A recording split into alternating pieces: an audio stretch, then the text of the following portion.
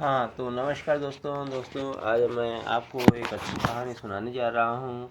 इसका नाम है विष्णु रूपी जुलाहा। किसी नगर में एक बढ़ई और एक जुलाहा रहते थे, जो परस्पर घनिष्ठ मित्र थे। उनकी मित्रता बाल्यकाल से चली आ रही थी। एक बार नगर के एक मंदिर में देव दर्शन के लिए मेला लगा। उस मेले में देश देशांतरों से दर्शनार्थी आए और इनके साथ जीविका हेतु धन कमाने के लिए नट नर्तक गायक आदि भी आए। जुलाहा और बढ़ई मेले में भ्रमण कर रहे थे कि उन्होंने एक हाथनी पर सवार सर्वांग सुंदरी राजकन्या को देखा। राजकन्या का रूप देखकर जुलाहा मंत्रमुग्ध सा हो गया। वह उसकी ओर एकटक निहारता रहा। उसकी सुंदरता देखकर वह मूर्छित होकर भूमि पर गिर पड़ा। उसका मित्र यह देखकर बहुत दुखी हुआ। वह किसी प्रकार उसको वहां से उठाकर अपने घर ले आया। घर लाकर उसने उसका उपचार करवाया, जिसके कारण वह किसी प्रकार स्वस्थ हो गया। तब बढ़ई ने उससे पूछा, तुम्हें सहसा क्या हो गया था जो तुम मूर्छित हो गए थे? बढ़ई के प्रश्न के उत्तर में जुलाहे ने अपनी मनोव्यथा बताई, किंतु साथ ही उसने यह भी बताया दिया कि राजकन्या उसकी पहुंच से बाहर है और वह उसके बिना जीवित नहीं रह सकता। यह सुनकर बढ़ई ने उसे आश्वस्त किया और कहा, मित्र तुम चिंता मत करो, मैं आज रात्रि को ही उसके साथ तुम्हारी भेंट करा सकता हूँ। बढ़ई ने उसी समय काठ का एक गरुड़ तैयार किया जो मंत्र द्वारा चलता था।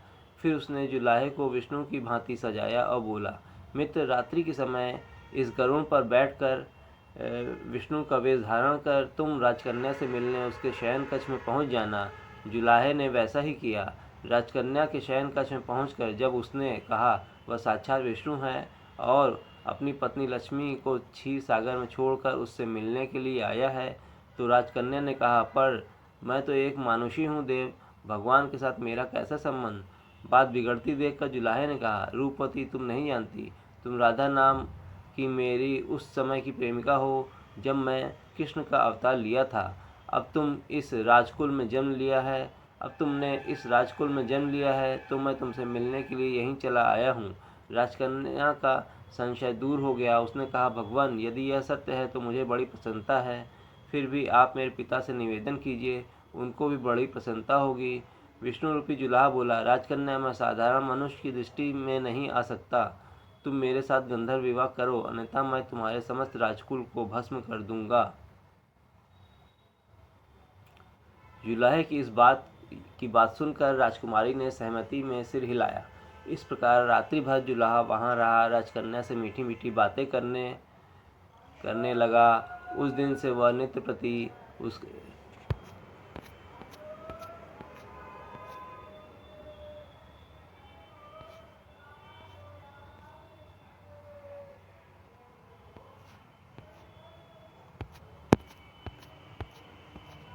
उस दिन से वह नित्य प्रति उस राजकन्या के साथ आनंद का समय व्यतीत करता। राजकन्या के व्यवहार से इससे परिवर्तन आने लगा। राजभवन के अंतःपुरस्थ कर्मचारियों को इससे कुछ संदेह होने लगा। कुछ और समय बीत जाने पर जब अपने संदेह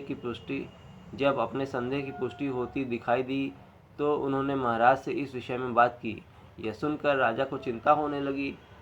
उसने रानी को इस विषय में बताया तो उसको भी चिंता होने लगी। वह तुरंत राजकुमारी के पास गई और जब देखा कि पुत्री की मुखाकृति महाराज कथन की पुष्टि करती है तो वह क्रोधित होकर अपनी पुत्री से कहने लगी, अरे कुलक्षणी, तुमने यह क्या करना आरंभ कर दिया? कौन है वह किसकी मौत आई है जो रात में के अंधकार में तेरे कक्ष में प्रवेश करता है?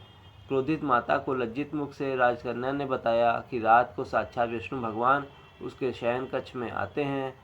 यदि उसको विश्वास न हो तो खिड़की से रात्रि के समय उनको देख सकती है, किंतु केवल छिपकर। रानी को अपनी कन्या की बात पर विश्वास हो गया और वह संतुष्ट होकर राजा के पास लौट गई। राजा ने यह सुना तो उसे बहुत आश्चर्य हुआ। रात्रि में साक्षात विष्णु भगवान के दर्शन की उत्सुकता में राजा रानी बहुत बेचैन हो गए। जैसे तैसे करके रात आई तो भोजन आदि से निवृत्त होकर राजा रानी अपनी बेटी के शयन कक्ष की खिड़की के निकट आकर बैठ गए। अर्धरात्रि अर्धरात्रि के पूर्व ही उन्होंने देखा कि आकाश से गरुड़ पर सवार भगवान विष्णु उनकी बेटी के शयन कक्ष के द्वार पर उतर रहे हैं।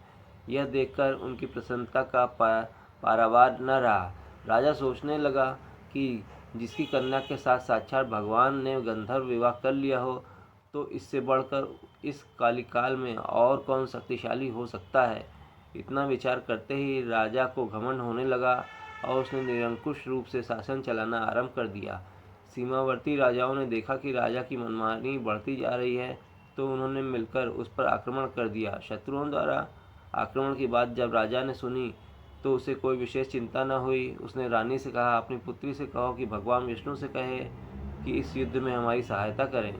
रानी अपनी पुत्री के पास पहुंची और बोली, बेटी, तुम्हारे जैसे कन्या व भगवान विष्णु जैसे जमाता के होते हुए हम पर शत्रु राजा आक्रमण कर रहे हैं। तुम आज रात को भगवान से कहना कि वे अपनी शक्ति से हमारे शत्रुओं का विनाश कर दें। उस रात्रि जब विष्णु रूपी जुलाहा आया तो राजकुमारी ने उसको इस प्रकार कह दिया।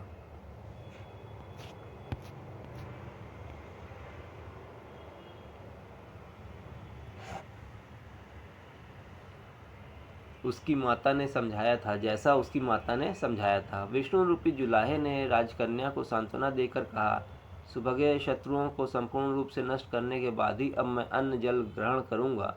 तुम जाकर अपने पिता से कह दो कि वे प्रातःकाल होते ही अपने विशाल सेना के साथ शत्रु से जाकर युद्ध करें। मैं आकाश में रहकर उनके समस्त शत्रुओं को निस्तेज कर दूंगा। जुलाहे के ऐसे वचन सुनकर राजपुत्री ने जाकर सारा वृत्तांत अपने पिता को सुना दिया। पुत्री की बात सुनकर राजा बहुत प्रभावित हुआ और प्रातः होते ही अपनी विशाल सेना को लेकर शत्रुओं से युद्ध करने के लिए निकल पड़ा। उधर जुलाहा भी मरने का निश्चय करके अपना चक्र लेकर गरुड़ पर चढ़कर आकाश मार्ग से युद्ध करने के लिए चल दिया। त्रिकालदर्शी भगवान से यह सब कहाँ छिपा था? भगवान से यह सब कहाँ छिपा रहता? उन्होंने अपने वाहन गरुड़ से कहा, पक्षीराज, क्या तुम्हें मालूम है कि जुलाहा हमारा रूप धारण कर किस प्रकार राजकन्या को ठग रहा है? जानता हूँ प्रभु, पर क्या किया जा सकता है। जुलाहा मरने के लिए प्रतिबद्ध होकर आज युद्ध भूमि में गया है। यह तो निश्चय है कि शत्रुओं के बाणों द्वारा आज उसका प्राणांत हो जाएगा। तब सारी प्रजा यही कहेगी कि क्षत्रिय सेना के बाणों से गरुड़ और भगवान दोनों ही पराजित हो गए हैं। इस अपवाद को प्रसारित होते ही लोग हमारी पूजा करना बंद कर देंगे। अतः उचित यही रहेगा कि हम दोनों जुलाहे और उसके गरुड़ के शरीर में प्रविष्ट होकर अपने अस्तित्व की रक्षा के लिए राजा के शत्रुओं का विनाश करें। और वही हुआ। राजा के शत्रुओं को पराजय का मुंह देखना पड़ा। उधर जुलाहे ने जब यह देखा कि राजा की विजय हो गई है, तो वह आकाश मार्ग से नीचे उतरकर राजा के पास आया। जुलाहे ने आरंभ से लेकर अंत तक सारा वृत्तांत राजा को यथावत सुना दिया। जुलाहे का साहस देखकर राजा बहुत प्रसन्न हुआ। उसने सभी प्रजाजनों के सामने राजकन्या का विवाह उस जुलाहे के साथ कर दिया। पुरस्कार स्वरूप कई ग्राम भी राजा ने उसे दिए। तब से वह जुलाहा उस राजकन्या के साथ सुखपूर्वक अपना जीवन व्यतीत करने लगा। तो मित्रों, यह एक छोटी सी कहानी थी। इससे हमें सीख मिलती है कि कभी भी किसी के साथ छल कपट नहीं करना चाहिए, वरना मुसीबतों में फंस सकते हैं। इन्हीं शब्दों के साथ ये कहानी समाप्त होती है। और मित्रों, आपको ये कहानी कैसी लगी? अगर आपको ये कहानी अच्छी लगी हो तो आप लाइक करिए, सब्सक्राइब करिए। धन्यवाद। तो आप मेरे चैनल को लाइक करिए, सब्सक्राइब करिए, शेयर करिए, कमेंट करिए। धन्यवाद।